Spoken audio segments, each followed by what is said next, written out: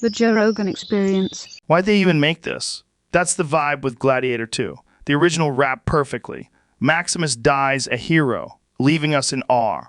Now they're back, but it's like rewarming old pizza. The nostalgia's there, but it's stale. Paul Mescal's Lucius lacks Russell Crowe's presence, and the setup feels like a soulless sequel cash grab. Ridley Scott's directing is still sharp, but man, the stakes just aren't. You want emotion and depth, but instead it's like watching a hollow tribute. Great visuals. No heart. Here's the thing. Gladiator 2 reeks of safe committee-style writing. Twists like Lucius being Maximus's son feel random, like let's throw this in for drama. Joe might laugh. Man, they had one job, write something new. Instead, it's a weak remix of the original dialogues. Forgettable. Where's the fire lines like, are you not entertained? Gone. Replaced by generic motivational quips. It's clear they banked on nostalgia, not storytelling. Hollywood needs to stop. Paul Mescal, talented, but as Lucius, he's bland. There's no emotional depth, no journey worth rooting for. Denzel Washington, a powerhouse, sure, but his character feels slapped together. A great actor wasted. The villains, though, weak sauce. They try to echo Commodus's insanity, but come off as budget imitations. Joe would riff, man. Even Joaquin Phoenix was probably like, what is this? You need villains that terrify or intrigue. These guys are just there to get beaten. Visually, it's gorgeous.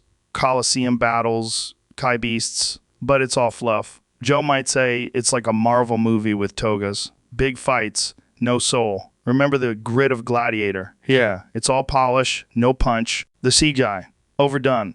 When you've got sharks in flooded arenas, you're trying too hard. Scott nailed raw emotion in the first film, but it's spectacle for the sake of it, like they forgot the story matters more. Man, Maximus was a warrior philosopher. In the original, he wasn't just about strength, but wisdom. His journey was about honor and loss. Gladiator 2 forgets this foundation. Joe might say the soul of the first movie wasn't the fights. It was how deeply we connected to Maximus. This sequel reduces his legacy to tropes, his armor, sword, and offspring. It doesn't honor the character. It commodifies him. That's what happens when you lose respect for the source material. The original had one of the most satisfying endings ever. Maximus gets his revenge, restores honor, and reunites with his family in death. That final scene still gives chills. Joe might reflect. It's rare to get an ending that feels complete, like closing a great book. But Gladiator 2 rips that closure apart. Instead of adding depth, it undoes the catharsis, cheapening what made the first film timeless. Some stories don't need sequels. They need to stand alone. Hollywood keeps revisiting old classics, hoping nostalgia will carry them. Joe would say it's like they're scared to take risks, so they slap a sequel on everything. But not all stories can support it. Gladiator's success came from its singular focus and passion. The sequel, it's a corporate attempt to recapture magic without understanding why it worked. That's the tragedy. Good movies deserve better, and so do audiences. The first Gladiator balanced its epic scope with intimate storytelling. It made you feel Maximus's pain, hope, and rage.